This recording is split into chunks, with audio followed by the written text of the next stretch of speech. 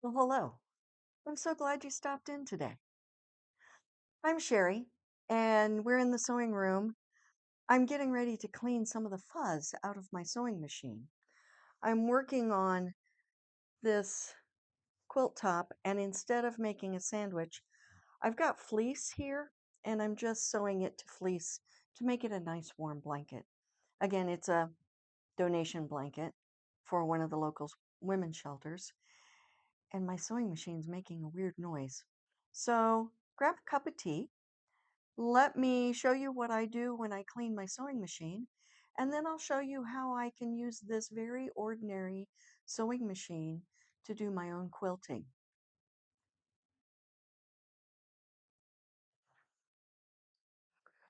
Okay, I've got everything together. I've taken my plate off, and I'm going to start by just getting the dust and the lint off of here, which it isn't too bad. I'm kind of surprised.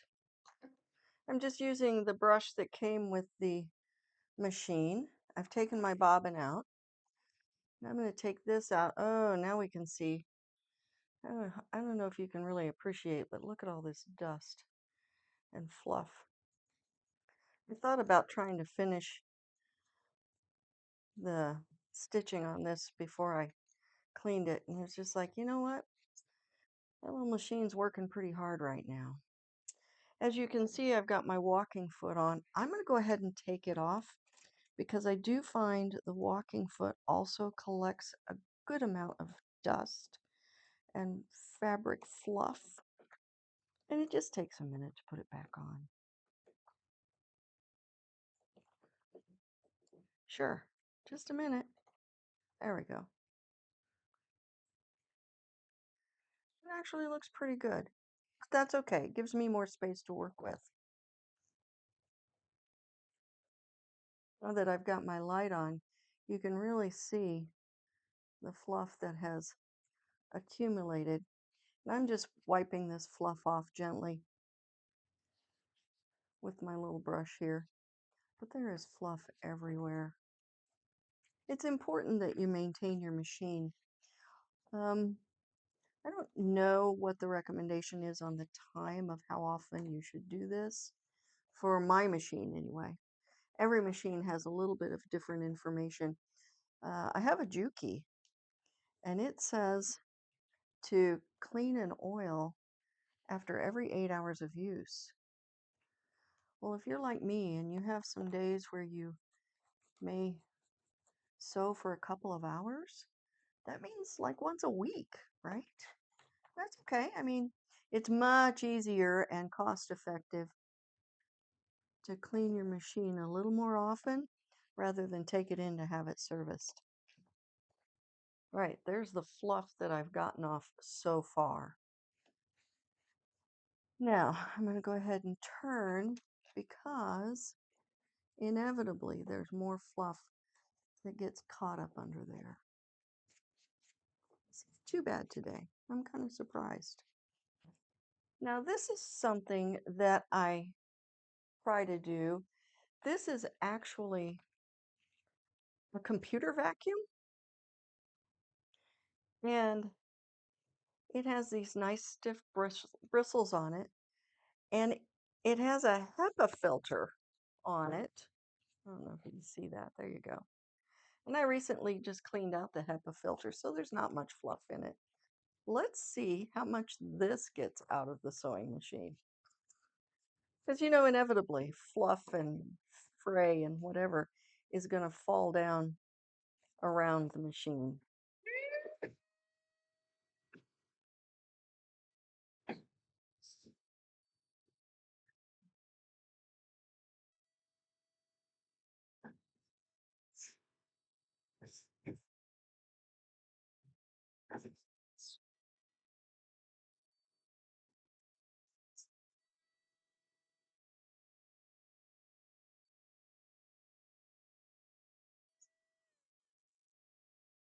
Now, this little thing, sometimes it gets quite a lot of fluff and sometimes not so much. Oh my gosh. Can you see the fluff that came out of the machine? Even after I had brushed it out. Yeah, this is all new fluff. So, I think I paid like $30 for this thing. But given the amount of dirt that it gets out of the cracks and crevices, now it's really not strong enough to clean it without brushing your machine out. But it will get those extra bits that kind of just hang out underneath the mechanism.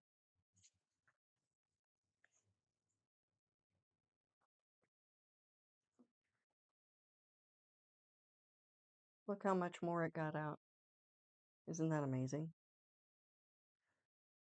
So the last thing I need to do is just put a drop of oil. Now, right here in this center section, there's a little wicking device. And I'm going to put a drop of oil in there and I'm going to put everything back together.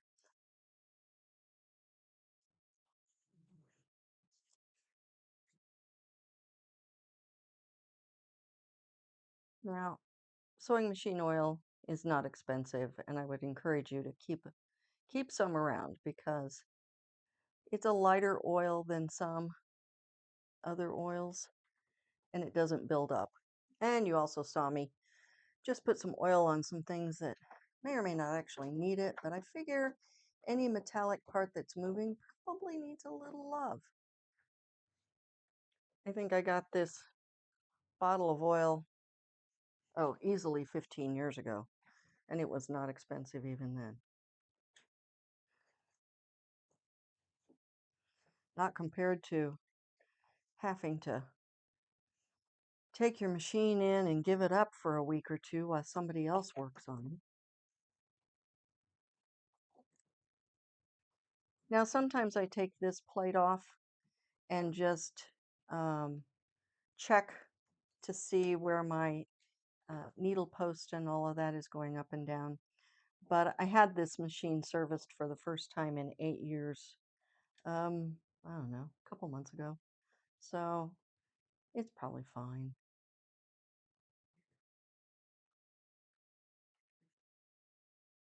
This handy dandy little tool.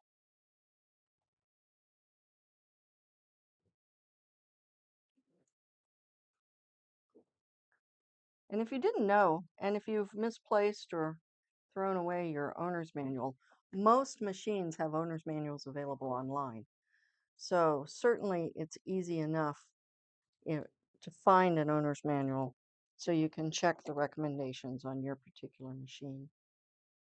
The other thing to think about is how long have you used this needle? I've not thought about that a lot until I started sewing almost every day. And it occurred to me that needle works pretty darn hard. So I try to change my needle um, at least once a month. And depending on how heavy the project is you're working on. With quilters cotton and things like that, it's not too bad. But do keep that in mind because it is important that you keep a sharp needle. All right, let me show you my project.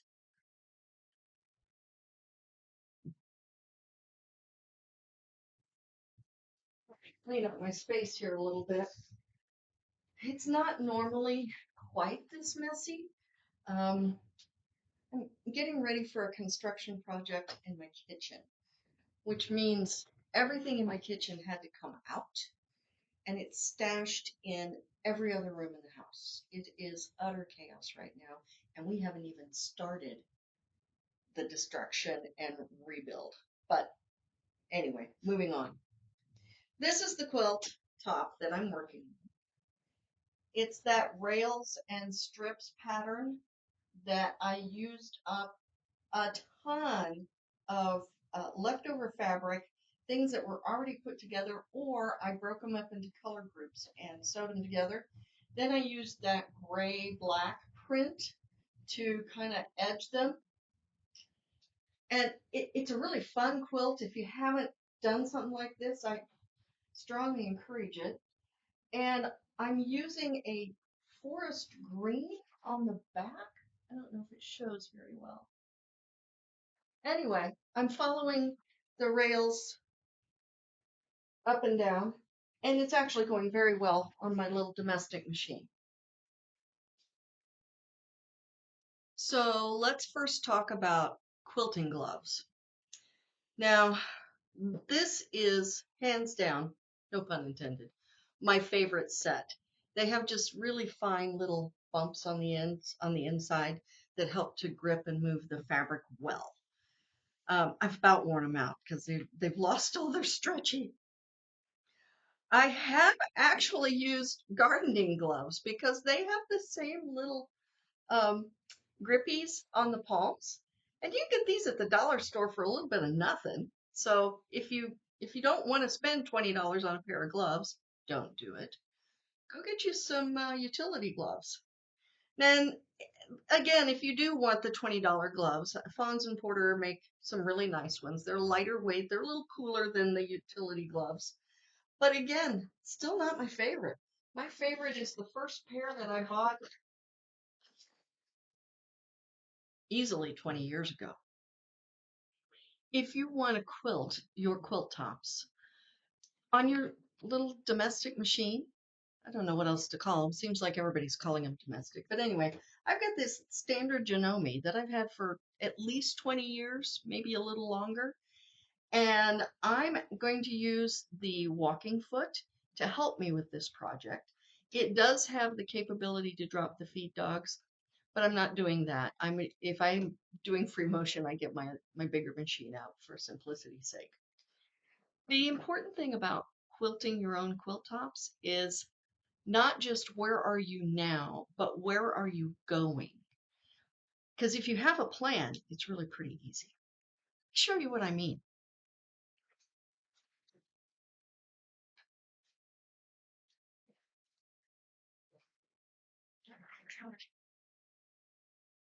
As I mentioned earlier, I'm using this dark green thread against this white fleece so I can see where I've already quilted.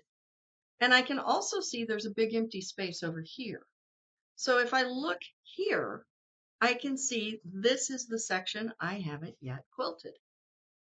This is the section I haven't yet quilted. And my plan is to follow this line and just do a stitch in the ditch all the way down. That's all I'm going to do.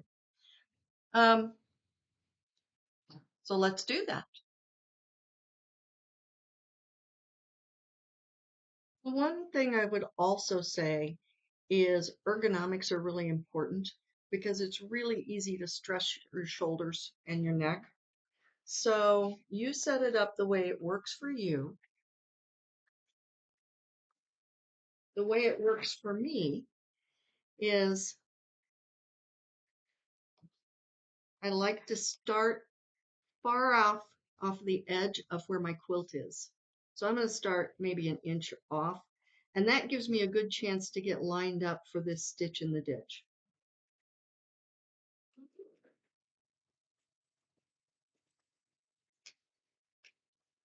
The other thing is make sure your quilt is supported well so it's not pulling and you're not fighting with it.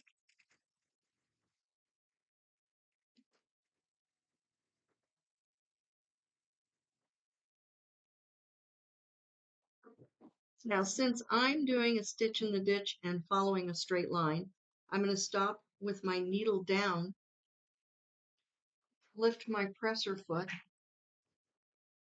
and just go around this corner. Put the presser foot down and go again. I just pin basted this because with only 2 layers, it's really not that bad.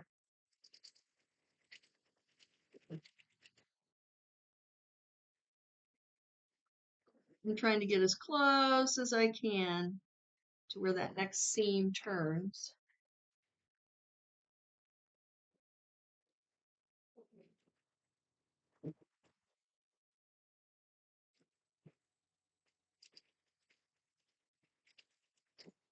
Does it matter if I miss the ditch at all? Not to me.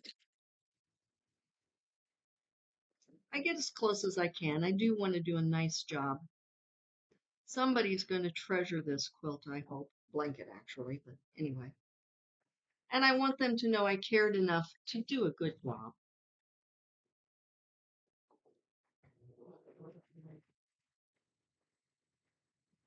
And just as when I started on the backing and went to the quilt top, you just saw me run past the edge of the quilt top. My top thread is just a soft gray because this gray and black piece is the one I'm tracing. Now I'm going to go back and do the other side of this little shape, and this corner will be done.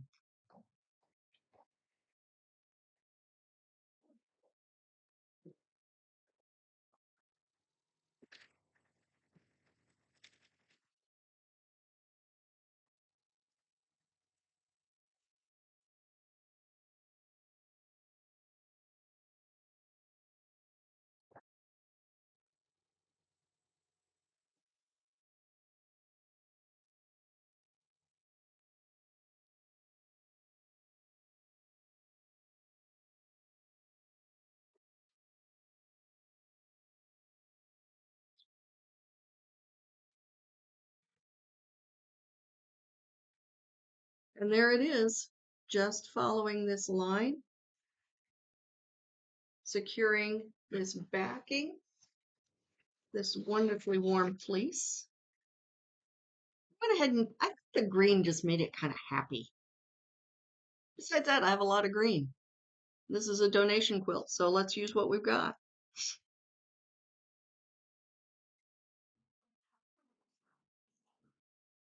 Well, I'm back because it occurred to me I showed you how to quilt that tiny little corner that was very easy.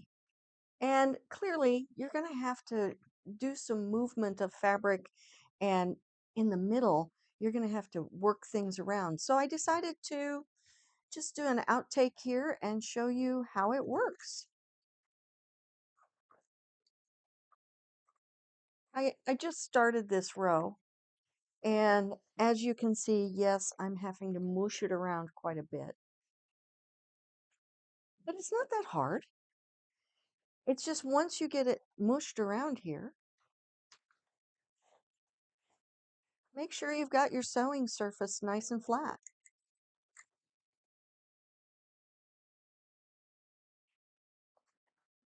Also put your needle down. That helps enormously as well.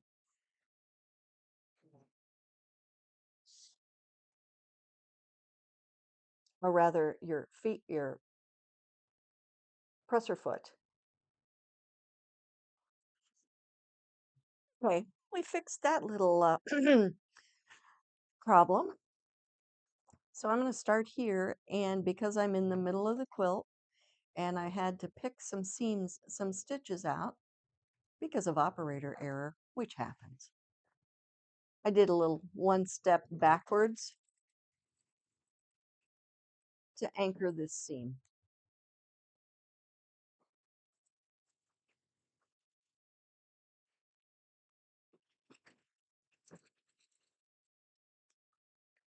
Now this row truly is right in the middle of the quilt. This is a 60 by 80-inch quilt. And this is just a regular old everyday sewing machine. But if your fabric is well supported, as you can see, I've got the arm here holding the quilt. I've also got my handy dandy ironing board behind me so that it catches the weight of the quilt. This moves along rather briskly.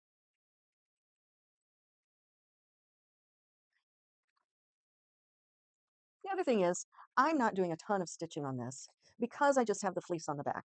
If you do a quilt sandwich, look at your batting to see what the recommendation is for how far apart your quilting should be.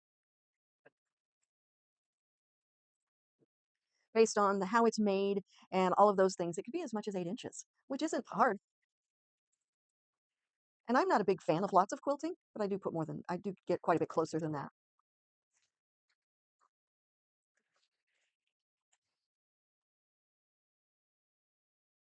Once you turn these corners and get everything flattened out again, it practically sews itself.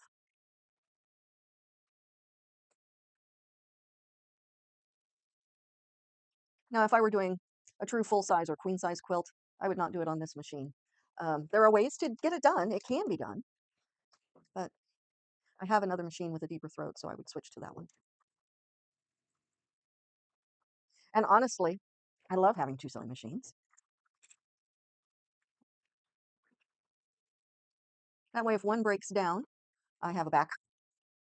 Um, or if I have a different job or activity, I can use the machine that suits that job the best. Now, I could just as easily use some decorative stitches,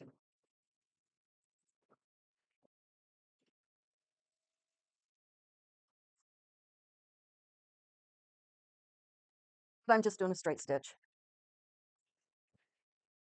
And now that I'm getting close to the edge, it's getting much, much easier. The thing I can say with confidence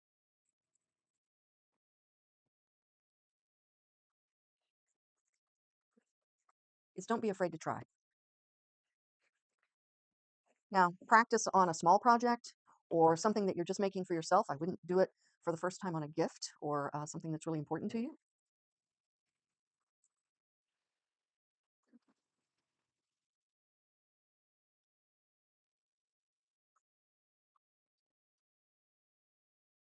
The satisfaction of knowing I figured out these colors, this pattern, and I've put it all together. It's truly an expression of me.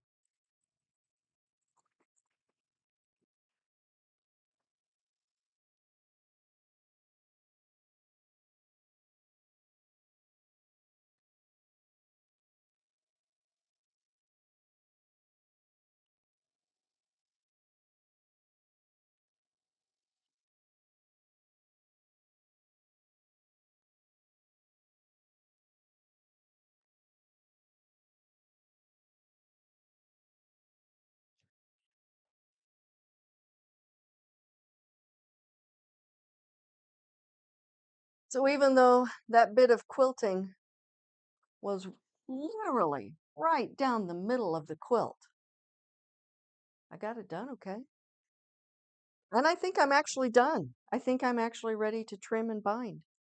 So it made it go really quickly, and it's going to hold together just great. Thanks for watching.